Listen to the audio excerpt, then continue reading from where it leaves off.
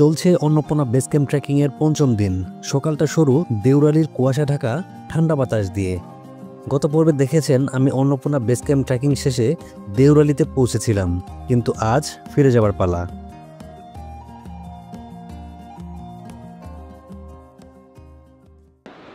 Hello guys, welcome back to my channel. বন্ধুরা, এখন আমি আছি দেউরালিতে। গতকালকে আপনারা দেখেছেন আমি কিন্তু দেউরালি থেকে এবিসি কমপ্লিট করে আবারও দেউরালিতে ফিরে এসেছি। আর এই হচ্ছে আমার হোটেল। এই হোটেলে আমি প্যাকেজ নিয়েছিলাম 2200 রুপি, যেটাতে আপনার রাতের থাকা, রাতের খাবার, সকালের ব্রেকফাস্ট ইনক্লুড ছিল। দেউরালি সমুদ্রপৃষ্ঠ থেকে 3200 মিটার উচ্চতা অবস্থিত। আর আমাদের আজকে যেতে হবে চমরং, যেটা আপনার 2170 মিটার। প্রায় আজকে আমাদের 1060 মিটারের মতো নামতে হবে। আর আমার হোটেলের সামনে থেকে এত সুন্দর ভিউ পাওয়া যায়। দেখুন, এই যে বড় বড় মাউন্টেনগুলো দেখতে পাচ্ছেন। আর সারা রাত আমরা একটি ঝর্ণার আওয়াজ শুনেছি, সেটা হচ্ছে আপনার এই যে আমার নিচে দেখতে পাচ্ছেন। সারা রাত আমরা এই পানির আওয়াজেই ভালো মতো ঘুমাতে পারিনি, অনেক শব্দ। দেউরালির যে পরের গ্রামটি সেটি হচ্ছে হিমালয়া, তারপরে হলো দোবান, তারপরে হচ্ছে ব্যাম্বো, তারপরে সিনওয়া এবং তারপরে হচ্ছে চমরং। আজকে আমাদের উদ্দেশ্য চমরং। আজকে আমাদের প্রায় 10 ঘন্টা ট্রেকিং করতে হবে। আমি অলরেডি সকালে নাস্তা খেয়ে নিয়েছি, এখন আমাদের বেরিয়ে পড়ার পালা। তাহলে চলুন এখনই আমাদের যাত্রা শুরু করি। এখন বাজে সকাল 8টা আর আমরা বেরিয়ে পড়লাম। আজকে জানি না কত দূর পর্যন্ত যেতে পারবো, কিন্তু অন্ততপক্ষে আমাদের চমরং পর্যন্ত যেতেই হবে। সকাল 8টায় আমি রওনা দেই দেউরালি থেকে। আজ আমাকে প্রায় 10 থেকে 11 ঘন্টা হাঁটতে হবে। চারপাশে দেখছি অনেক ট্রেকার উপরের দিকে উঠছে, কিন্তু আমি একমাত্র ব্যক্তি যিনি নিচের দিকে নামছি। আজকে অনেক ট্রেকাররা এবিসিতে যাচ্ছে। আমি যে রুমটাতে নিয়েছিলাম সেটা হচ্ছে 2200 রুপি প্যাকেজ নিয়েছিলাম। একটু বেশি হওয়ার কারণ তো দেখতেই পেলেন, এখানে অনেক টুরিস্ট। আমি তো মনে করেছি রুমই পাবো না, অনেক কষ্টে রুমটা পেয়েছি। আপনাদের একটা ম্যাপ দেখাই। এই হচ্ছে দেউরালি, এখান থেকে সোজা নামতে হবে, তারপরে হচ্ছে চমরং 2170। তো এই হচ্ছে আজকে আমাদের প্ল্যান। Welcome to Deorali. এখন সময় দেউরালিকে বিদায় দেওয়ার। এখন আবারও শুরু সেই গহীন জঙ্গল, পাহাড়ি রাস্তা।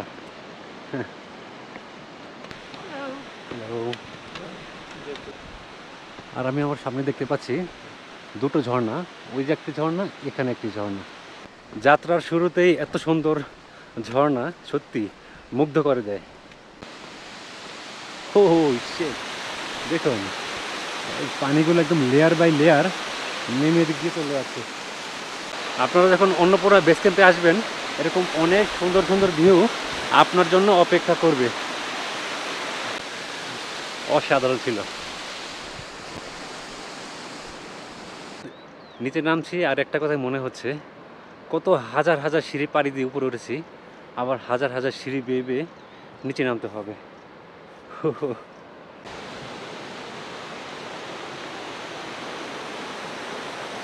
এখানে আমরা আরও একটি ঝর্ণা দেখতে পেলাম। ওই দেখতে পাচ্ছেন ঝর্ণা, সেটা উপর থেকে নেমে এসে এখান দিয়ে বয়ে যাচ্ছে। ওহো, পানির কি স্রোত! হ্যাঁ, আর পানির শব্দ সত্যি অসাধারণ। স্টিল দিয়ে বানানো। হ্যালো,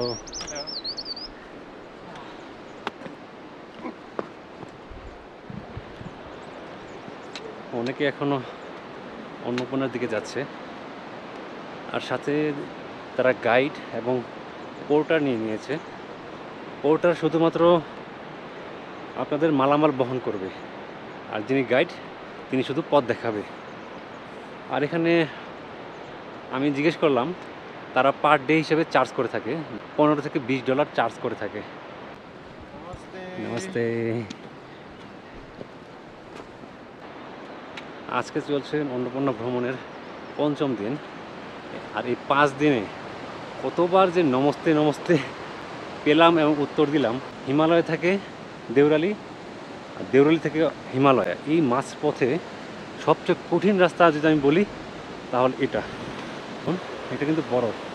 আর বরফের উপর দিয়ে কিন্তু আমাদের হেঁটে যেতে হবে। এখানে যদি একটু পা পিছলে যায় আপনি নিচে চলে যাবেন। আমি রিস্ক নিতে চাই না, ক্যামেরাটা অফ করি, এটা পাড়ি দিয়ে আপনাদের সাথে কথা বলছি। ও, এই ভাঙা পা নিয়ে কারণ খুঁড়িয়ে খুঁড়িয়ে যেতে হচ্ছে আমাকে। রাস্তাটা ভয়ঙ্কর ছিল, অনেকে এখনও দাঁড়িয়ে আছে, তারা কিন্তু এখনও রাস্তা পার হচ্ছে না। এতটা ভয়ঙ্কর রাস্তা, অনেকেই ওয়েট করছে যে কখন কীভাবে পার হবো। অনেক ভয়ঙ্কর। আপনারা যখন আসবেন এরকম কিন্তু রাস্তা দেখতেই পাবেন। এখান থেকে শুরু পাহাড়ি গহীন জঙ্গল। রাস্তাটি মোটামুটি সহজ হলেও আমার অনেকটাই সমস্যা হচ্ছে এই ডান পাটার জন্য। রগের টান লাগার ফলে সোজা হয়ে হাঁটতেও পারছি না। রোদ উঠে গেছে, গরম পড়া শুরু। আমাদের জ্যাকেটের যাত্রা মনে হয় এখানেই শেষ। যত নিচে যাচ্ছি ততই গরমের পরিমাণটা একটু বেড়ে যাচ্ছে। রাস্তাগুলো সহজই, কিন্তু আমি পারছি না, কারণ আমার পাটার কারণে আমি পাটা ভাঙতে পারছি না। তো আমাকে দেখুন, আমাকে হাঁটতে হচ্ছে কিভাবে। আমি যখন পা ফালাচ্ছি এভাবে এভাবে, মানে পা আমি বাঁকা করতে পারছি না। তো যার কারণে আমার সময় একটু বেশিই লাগছে। কিছুই করার নেই, আমি একা, আমার সাথে কেউ নেই। তো আমাকে একটু সময় নিয়ে হলেও সুস্থ মতো অন্ততপক্ষে পোখরা যেতে হবে। ওখান থেকে কোনো সমস্যা নেই। এখন আমার মূল টার্গেট হলো সুস্থ মতো বাড়ি ফেরা। বুঝতে পারছেন, সিঁড়ি আর সিঁড়ি, আজকে শুধু নামতে হবে আর নামতে হবে। অসংখ্য সিঁড়ি, মানে ভাবতে অনেক খারাপ লাগছে যেটা হাজার হাজার সিঁড়ি পাড়ি দিয়ে উঠলাম, এখন হাজার হাজার সিঁড়ি পাড়ি দিয়ে নামতে হবে।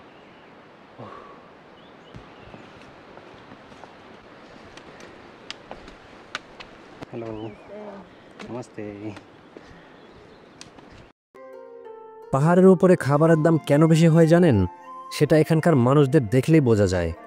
সব খাবারই তাদের পিঠে করে এরকমভাবে বয়ে আনতে হয়, যার ফলে এখানকার খাবারের দাম অনেকটা বেড়ে যায়।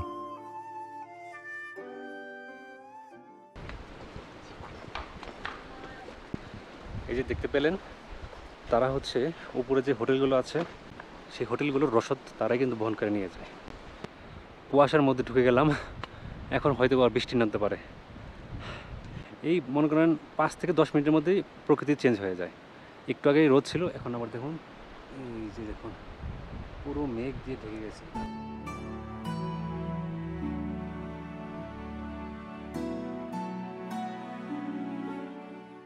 নামছি তো নামছি, উফ, অসংখ্য সিঁড়ি। উপরে যে পাথরগুলো দেখতে পাচ্ছেন ওগুলোকেই পিস বাই পিস করে এরকম সলিড করা হয়, আর ওগুলোই এখানে দিয়ে রাস্তা বানানো হয় আমাদের মতো ট্রেকারদের সুবিধার্থে। প্রায় 1.5 ঘন্টা ট্রেকিং শেষে আমি পৌঁছে যাই হিমালয়াতে। এখানে কোনো সময় নষ্ট না করে আবারও রওনা দেই পরবর্তী গন্তব্য দোবান গ্রামের দিকে। নমস্তে। নমস্তে। নমস্তে। এখন বাজে সকাল 10টা, আর কি পরিমাণ কুয়াশা, ক্যামেরা অতটা বোঝা যাচ্ছে না। প্রচুর কুয়াশা, কুয়াশা না, এটা আসলে মেঘ। এখানে যে কোনো সময় বৃষ্টি আসতে পারে।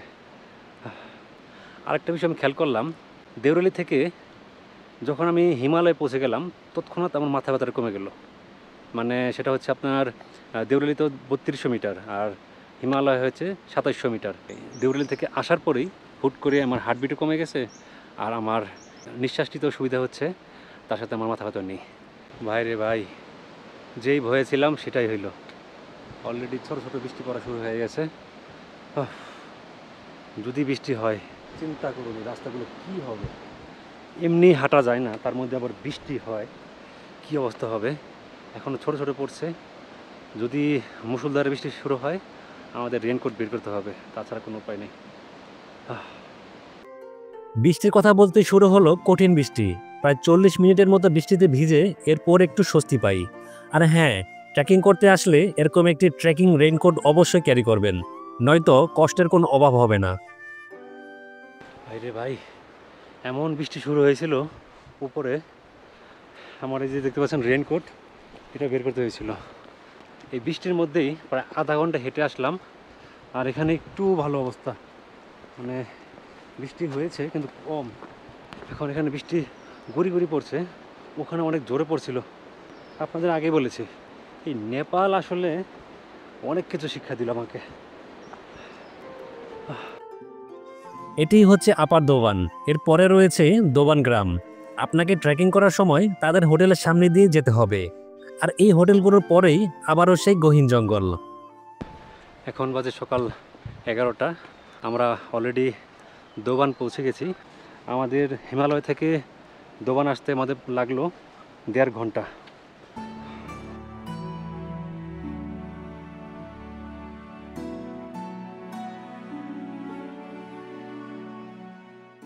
আর একটু নিচে নামার পরেই আমরা আরও একটি ঝর্ণা দেখতে পেলাম।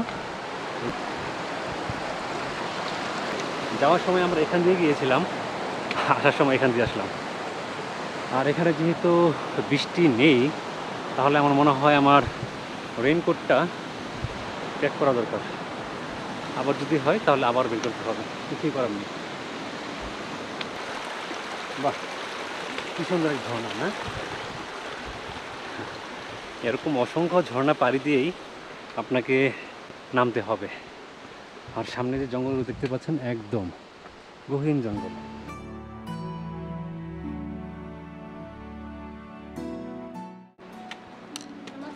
নমস্তে। মনে হচ্ছে অ্যামাজনের জঙ্গলে এসে পড়েছি। হলিউড যে মুভিগুলো আছে সেগুলোর মধ্যে এরকম দৃশ্য দেখানো হয়। হ্যাঁ, অসাধারণ লাগছে। আমার মনে হয় পুরো ট্রেকিং জুড়ে এই সিনোয়া থেকে এই দোবান পর্যন্ত যে রাস্তাটুকু অনেকটা এরকম। তো এই রাস্তাটুকু খুবই ভালো লাগে। আর বাকি রাস্তাগুলো ভাই নাই বলি ভাই, সে কষ্টের কথা। ঘড়ির কাঁটায় তখন দুপুর 12টা বাজে, আর আমি পৌঁছে গিয়েছি দোবান গ্রামে। দোবান গ্রামটির আকর্ষণীয় দিক হচ্ছে এখানে ঝর্ণার পানির স্রোতকে কাজে লাগিয়ে বিদ্যুৎ উৎপাদন করা হয়। এখানে ভালো একটা জিনিস দেখতে পেলাম, সেটা হচ্ছে ওই যে পাইপটা দেখতে পাচ্ছেন, ওই পাইপ দিয়ে ঝর্ণার পানি আসছে। আর এখানে একটি টারবাইন রাখা আছে। টারবাইন ঘোরার ফলে এখানে ইলেকট্রিসিটি উৎপাদন হয়। ভালো একটা জিনিস দেখলাম।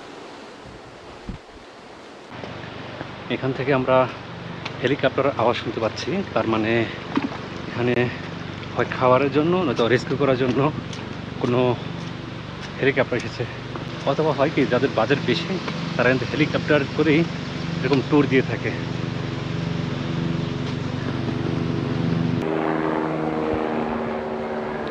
তো আপনাদের যাদের বাজেট বেশি, আপনারা চাইলে এরকম ট্যুর দিতে পারেন হেলিকপ্টারে করে, যেটা আপনাকে পোখরা থেকে পিক করবে, একদম অন্নপূর্ণাতে নিয়ে ঘুরিয়ে আবার আপনাদের পোখরাতে ছেড়ে দিবে। যে ট্যুর আমরা 6 দিনে করি সেটা আপনি কয়েক ঘন্টায় করতে পারবেন।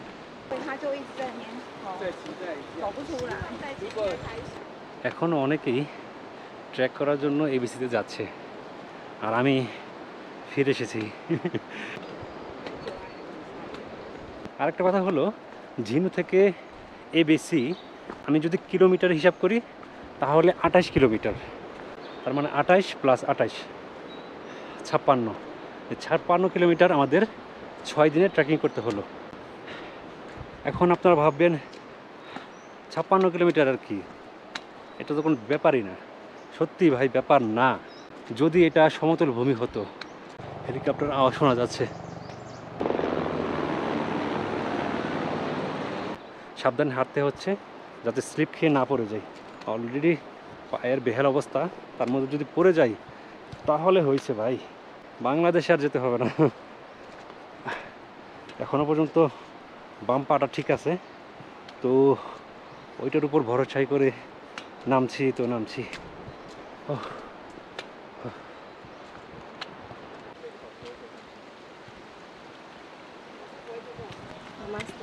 নমস্তে।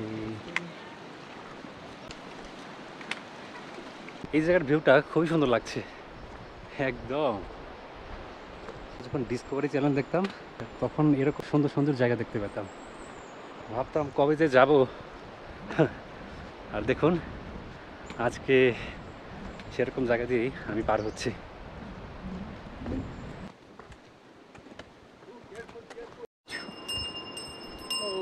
হ্যালো। এই 5 দিনের ট্রেকিংয়ে আজকেই প্রথম দেখলাম কেউ ঘোড়ায় চড়ে ট্রেকিং করছে। এরকম বোঝা নিয়ে হাঁটাটা খুব কষ্ট। আপনারা চেষ্টা করবেন কমসে কম যেগুলো না হলেই নয় সেসব জিনিস নিয়ে আসার। আজকে যদি আমরা চমরং যেতে পারি তাহলে আগামীকাল সকালে উঠেই জিনু হয়ে পোখরা চলে যাব। তাহলে আমাদের ট্রেকিংটা 6 দিনে শেষ হবে। নমস্তে। এখন বাজে দুপুর 1টা আর আমি পৌঁছে গেলাম 3035 মিটার উচ্চতায় ব্যাম্বোতে। এই যে দেখতে পাচ্ছেন এগুলো হচ্ছে ব্যাম্বো।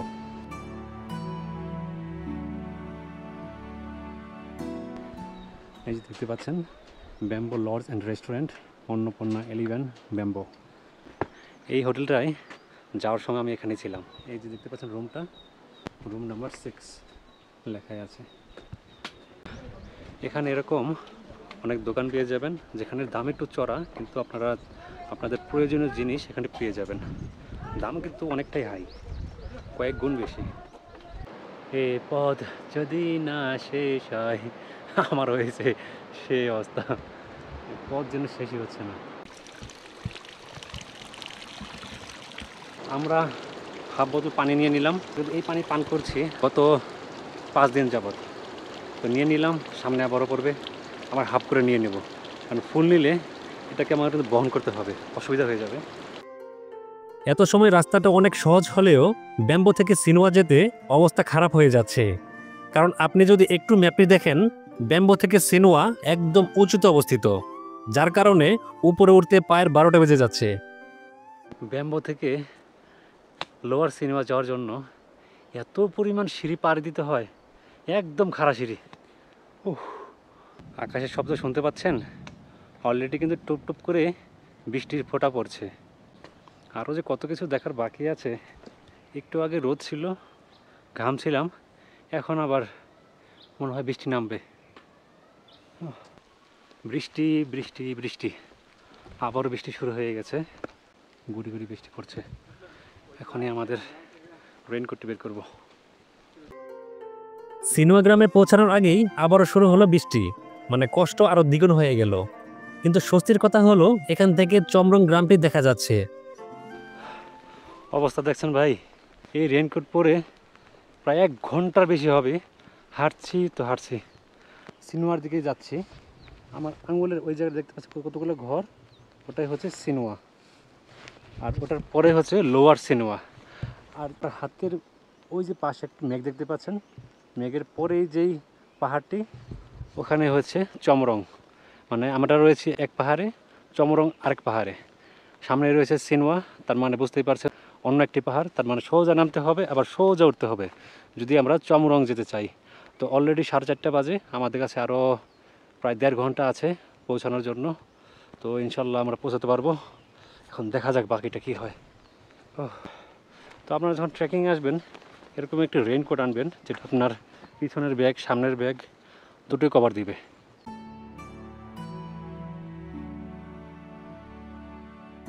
এখন আমি পৌঁছে গেছি সিনোয়াতে, আর আমি আমার সামনে থেকে দেখতে পাচ্ছি ওই যে গ্রামটা দেখা যাচ্ছে আমার হাতের ওখানে, ওটি হচ্ছে চমরং। অনেকক্ষণ পরে এরকম চাষাবাদ করার জমি দেখতে পেলাম। এই সিনোয়ার পর থেকে আর কোনো চাষাবাদ করা হয় না। আমি একটা জিনিস খেয়াল করলাম, আমাদের গন্তব্য থেকে আর মাত্র কয়েক ঘন্টার পার্থক্য, তারপর আমি পৌঁছে যাব চমরং। খুব ভালো লাগছে।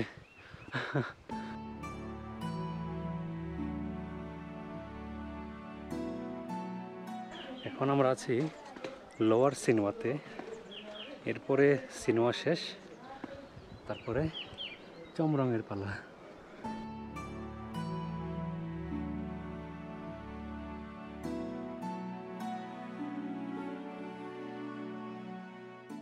এখন আমি চমরংয়ের দিকে যাচ্ছি, কিন্তু সিঁড়ি যেন শেষ হচ্ছে না। কিন্তু অনেকটা ইজি নামাটা, নামতে ভালোই লাগছে। একটু পর যখন উঠতে হবে না, জীবন বের হয়ে যাবে। একদম সোজা উঠতে হবে এখান থেকে, সোজা ওই পাহাড়ে। এক পাহাড়ে সিনেমা আর এক পাহাড়ে চমরং। তাতে নিচে নামে আমাদের সাসপেনশন ব্রিজটা পাড়ি দিতে হবে এখন। এই যে দেখতে পাচ্ছেন সাসপেনশন ব্রিজ, এটি আমরা এখন পাড়ি দিব। হাঁটার সময় অনেকটাই নড়ছে। ও অসাধারণ ভাই, অসাধারণ। এই ব্রিজের মধ্যেও আমি খুঁড়িয়ে খুঁড়িয়ে যাচ্ছি। এখন বাজে 5:30। আমরা রওনা দিয়েছিলাম সকাল 8টায়। সারাটা দিন শুধু হাঁটলাম আর হাঁটলাম। এখনও প্রায় 1 ঘন্টা সময় লাগবে উপরে যেতে।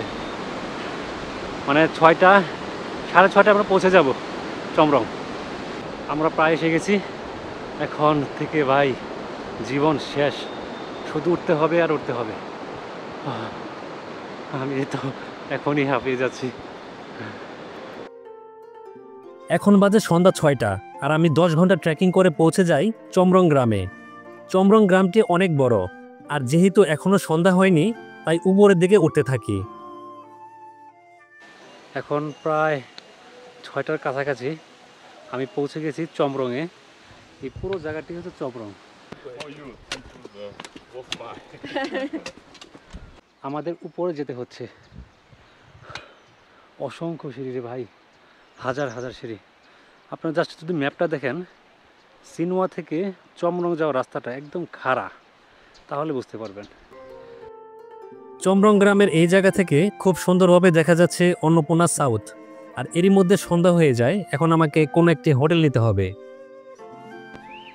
Garden villa lodge and restaurant.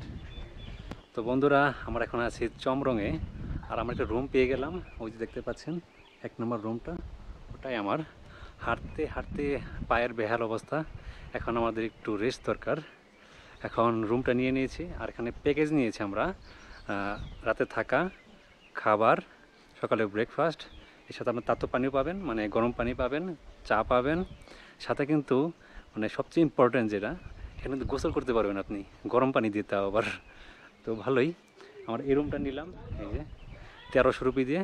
আপনার যদি কখনও চমরং আসেন, সেটা কিন্তু আপনার উপর থেকে নেমে চেকপোস্ট হয়ে ওই যে একটি স্তূপা দেখতে পাচ্ছেন, স্তূপা দিয়ে নিচে নেমে এই হোটেলটা। তো বন্ধুরা, আজকের ভিডিওটি এই পর্যন্তই। দেখা হবে পরবর্তী কোনো ব্লগে। ততক্ষণ ভালো থাকুন, সুস্থ থাকুন এবং ট্রাভেল উইথ তাহমিদের সাথেই থাকুন।